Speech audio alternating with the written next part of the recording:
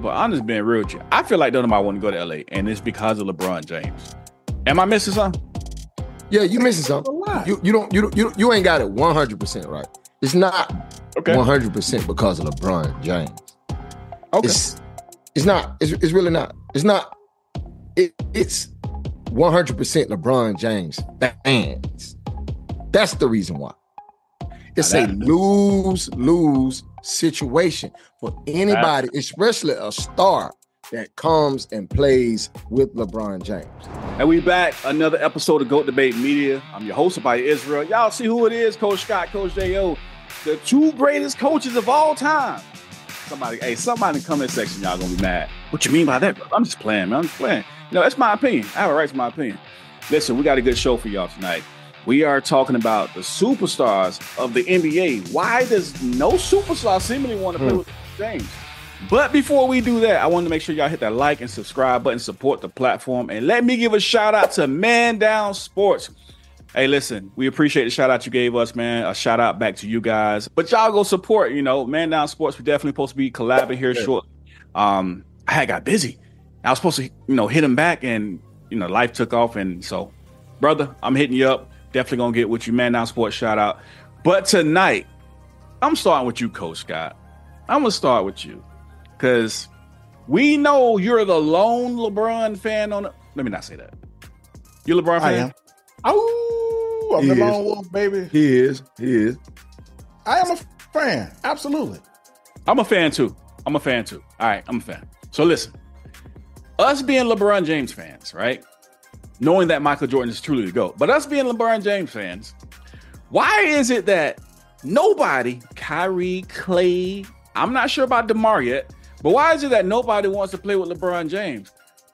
What's going on in LA? Hey, and Coach J, I want you to be thinking about this because I'm coming to you for this. Have we seen this happen before? Coach Scott, why don't nobody want to play with LeBron James? Is it because they're scared he going to tell on them and get them traded or get them kicked off the team when he mad? Why? What's going on with it? Because that ain't it. And I think that everybody's trying to create a narrative that nobody wants to play with LeBron James. Here's the facts. No, but they said Bronny don't want to play with me. I'm just playing. Go ahead. I'm just playing. Go ahead. Why not? Here are the facts. For Klay Thompson, the best scenario for him to be in is to be with a younger team, to be with a team where he can facilitate and he can actually get the ball in his location and be able to shoot. The Lakers play a half-court game. They don't run and gun like the Warriors, where he's traditionally used to running and shooting in transition. That's clear. That's clear basketball. But Coach J.O., my beloved brother over there, he's gonna try and convince people that nobody wants to play with LeBron James and nobody wants to play. Hey, the facts are the facts. He had a chance to play with the King, and he negated the play. At the end of the day, they'll get seen in the playoffs, and I'd like to see what happens. Well, Coach J.O., before you answer my question, I'll let you go ahead and respond to Coach Scott's question. Because before we got started recording, he said, man, everything you said was going to be, fictitious, right? It wasn't going to be real. What's your thoughts? Why? Let's be real first. Let's politically correct. Let's be 100%. Now, I like what Coach Scott said. It made sense about Clay, but I'm just being real with you. I feel like nobody want to go to LA, and it's because of LeBron James. Am I missing something? Yeah, you missing something. You ain't got it 100% right. It's not 100% because of LeBron James. Okay. It's not. It's really not. It's not. It's 100% LeBron James fans. That's the reason why. It's a lose-lose situation for anybody, especially a star that comes and plays with LeBron James. Think about this. Anthony Davis. PER. He is number 4 all time. Not sometimes, not last year, not the year before. All time. There's only 3 people in NBA history with a higher PER than Anthony Davis. And that's LeBron James, Michael Jordan, and Nikola Jokic. The only people. He doesn't get his credit that he deserves. Okay? Kyrie Irving, he gets crapped on. His career is literally crapped on because he played with LeBron James. Dwayne Wade. Dwayne Wade is literally only recognized for his time before LeBron James got there.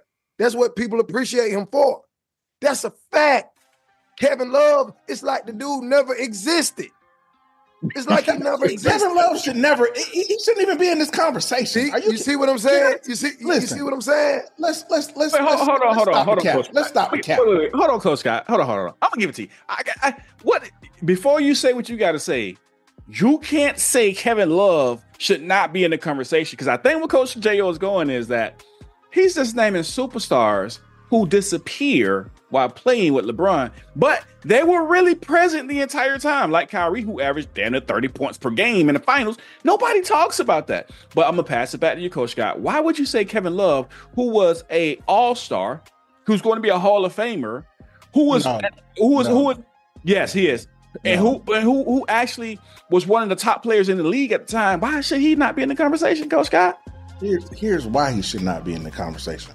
When you're comparing a D Wade to a Kevin Love, when you're comparing a Kyrie to a Kevin Love, that's not what he was doing.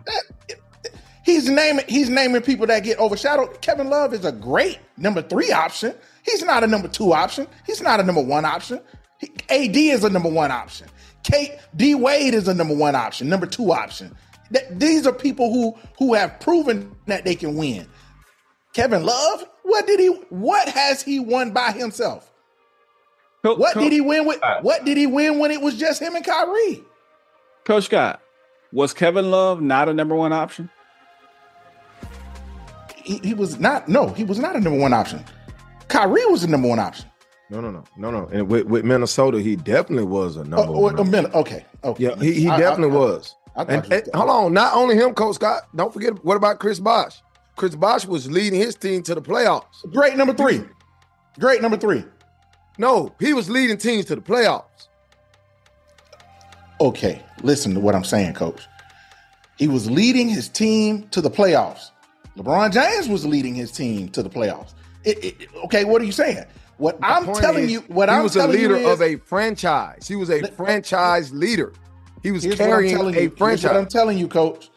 When you put a Chris Bosh, as great as he is, a Hall of Famer, on the team with a LeBron James and a Dwayne Wade, you're telling me you're running your offense through Chris Bosh? But my thing is, why does they go? Get a straight answer, but then he's going to deflect. No, I'm asking, why do these players go from perennial all-star level, all NBA type talents to looking like fringe all-stars and role players when they playing with LeBron James? Why? Why do they look like that? Because they become a number 3 option. Here's what I think Coach Scott's missing, right? Coach Scott, and this is all fairness. I think what Coach J.O. is saying is these are top talent players in the league. They're stars. They're superstars. Okay. They're number 1 options before they played with LeBron James. They were running the show. They were MVPs. They had won championships. They were MVP candidates, whatever, right? But once they got on the team with LeBron James, now all of a sudden, it's like their career is not the same. They're not recognized as this because no matter how much they do, for example, like Kyrie, who averaged about 30 points in the finals, nobody calls that. They say LeBron beat the 2016 Golden State Warriors. Nobody talks about Kyrie, right? So, Coach, am I wrong? Is that what you're saying? No. You're absolutely right. Think about the year before Russell Westbrook came and played with LeBron James. He was averaging a 20-point triple-double before he came and played with LeBron James, a 20-point triple-double. Like that literally was happening. Can I ask you a question? Did he average a 20-point triple-double for the Clippers last year? No, he didn't. Because he was coming off the bench. He was coming off the bench. And he was coming off the bench in LA. No, he got benched in LA. He got benched. The point. He didn't know. The point. His first year, he was starting. He was not the same Russell. And I love Wes. He's one of my favorite players active in the league right now. But he's not the same player he was when he was at OKC. He's not the same player, Coach. He went from a 20-point triple-double to, you mean to tell me, he was averaging a 20-point triple-double because the team made the playoffs. So in April of 2020, what it was 2021, April 2021 to the start of October 2021, he just completely disappeared off the face of the map. Coach, I'm asking, was he averaging a 20-point triple-double? That's the question. Yes, in Washington in 2021. Yes.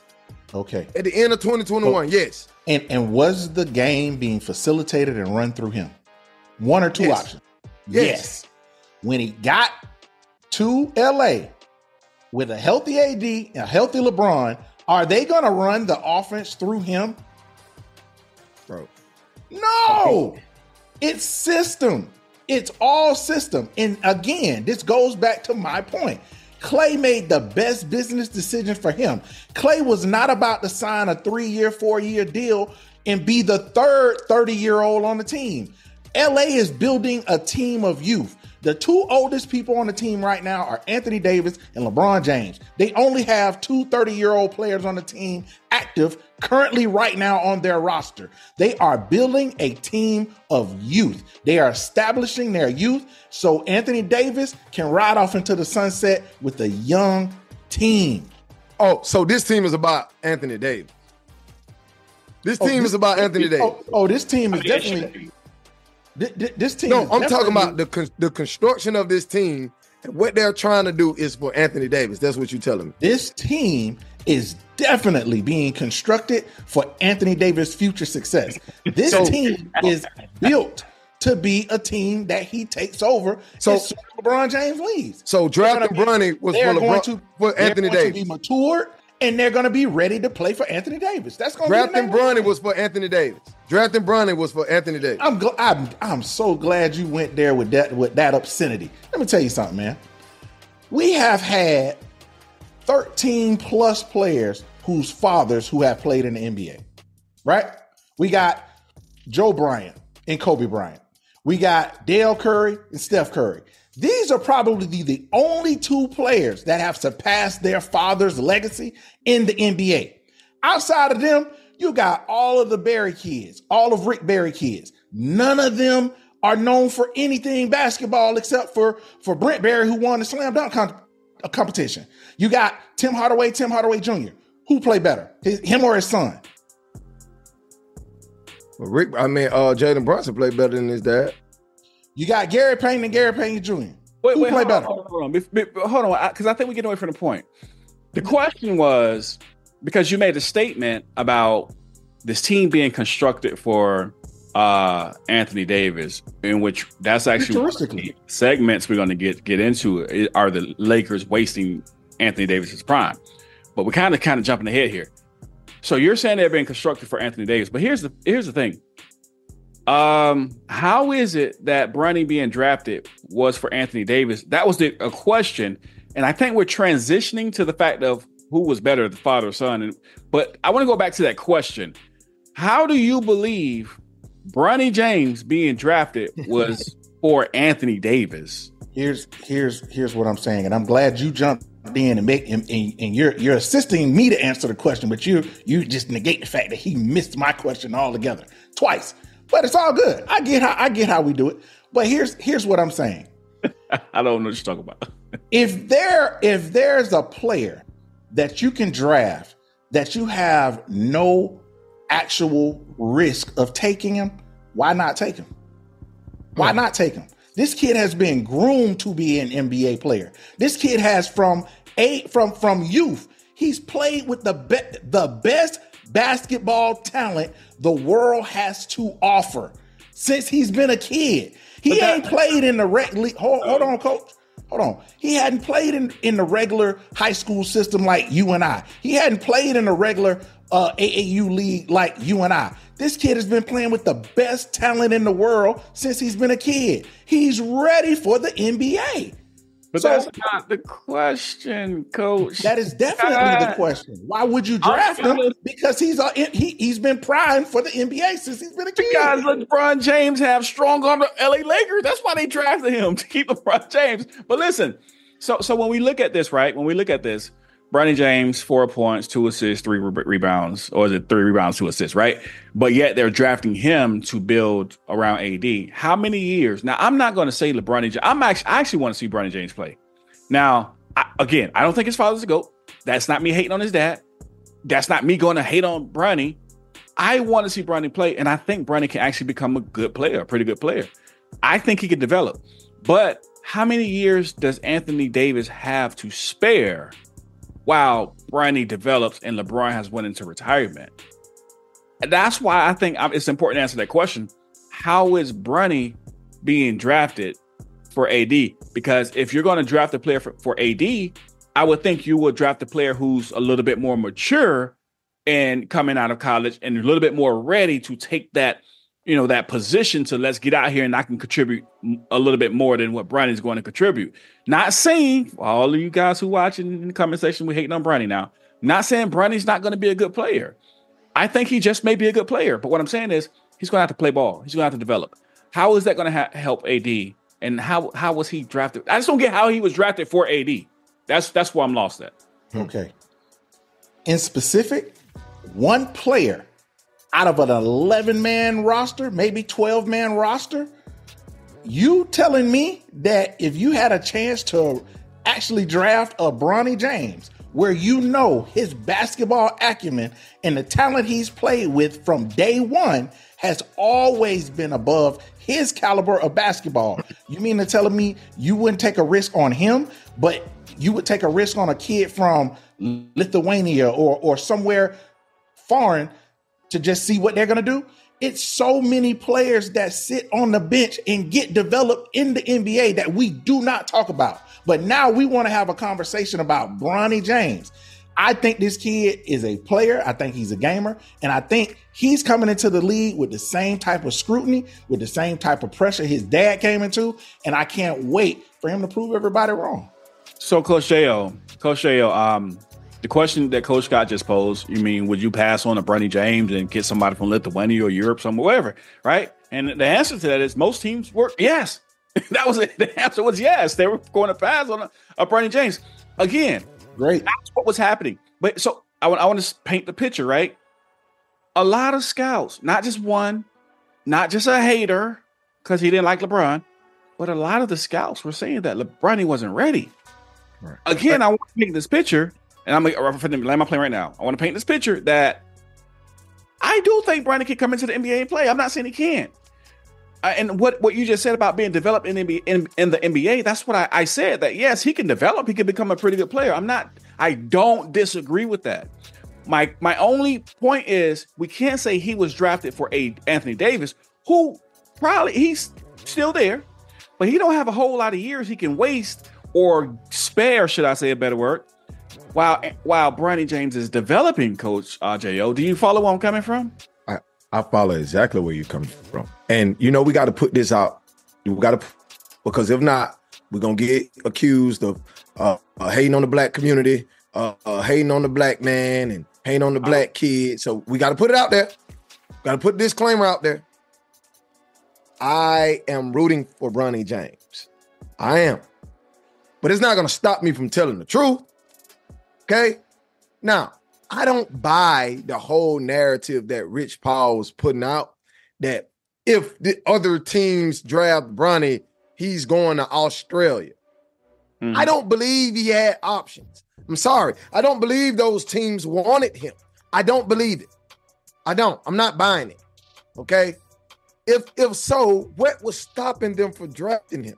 The only reason a team would want Bronny is to get his father. Let's just keep it real. Come on. Let's just keep it real. At least early. Right, that's what I'm saying. No. That's what I'm saying. Let's just keep it real at this moment because he hasn't proven anything. He hasn't. I'm sorry. There's no basketball player that has been drafted proved anything in the NBA. This is the conversation. He hasn't proven anything on any level, brother. No basketball player that got drafted has proved anything in the NBA.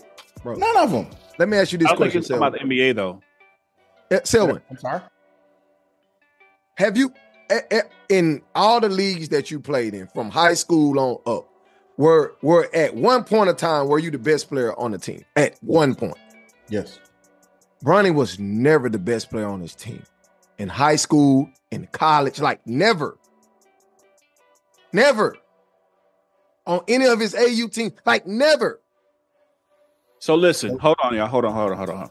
Before, because I want to continue this conversation, there's actually a segment that we have. We want to talk about Bronny and actually JJ, but I want to go back a little bit into the previous topic we were talking about why superstars don't want to play with LeBron James.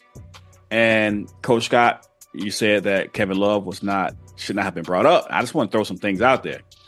The list of people that Coach J.O. brought up was Dwayne Wade, Anthony Davis, Kyrie, Chris Bosh, Kevin Love.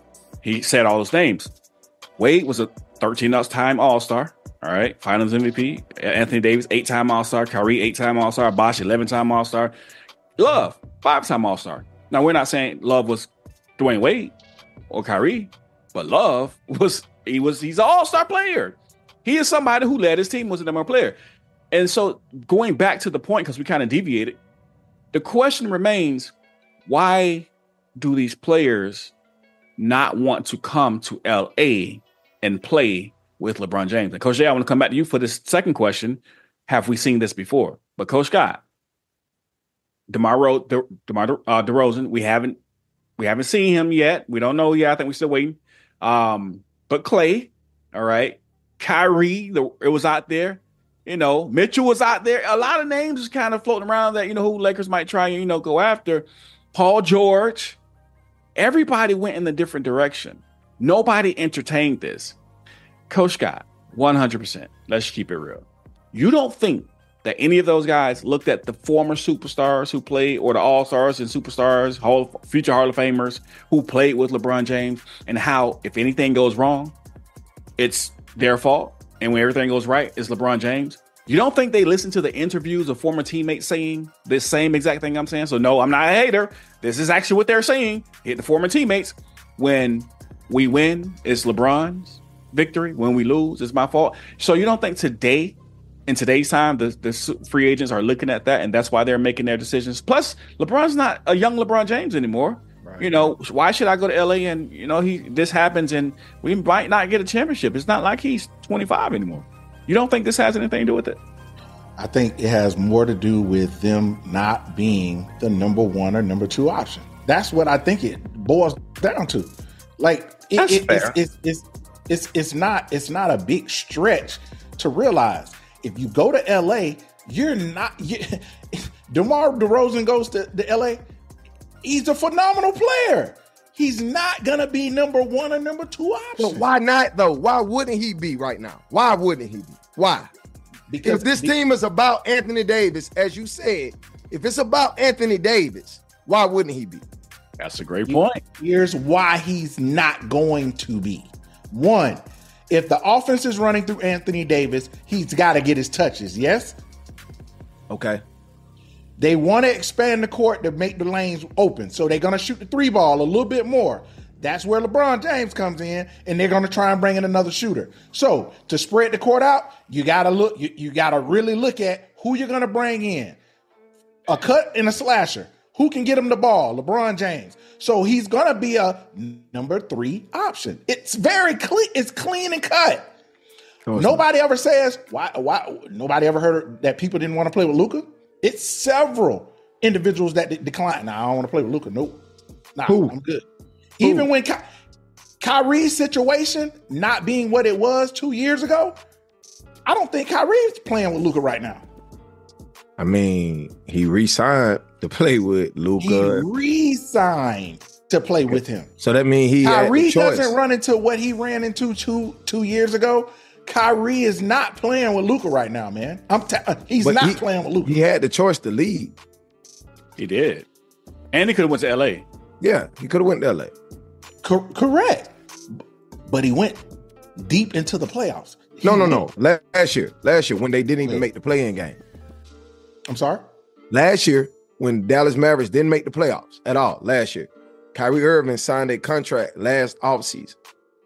Mm-hmm. He could have went to LA. Went to LA. He chose not to. Correct. Okay. So why? Like, Why would he re-sign with Luka? I'm not Kyrie, but I'm telling you, he won a championship with the King, right? So listen, he won a championship with the King, right? Let's do this. Nobody likes to answer the easy, tough questions. I'm talking about they come at you like a freight train. And we're deviating from the initial point of the point of the initial question. We're going somewhere else. Like, yes, he won a championship with LeBron James. Now what?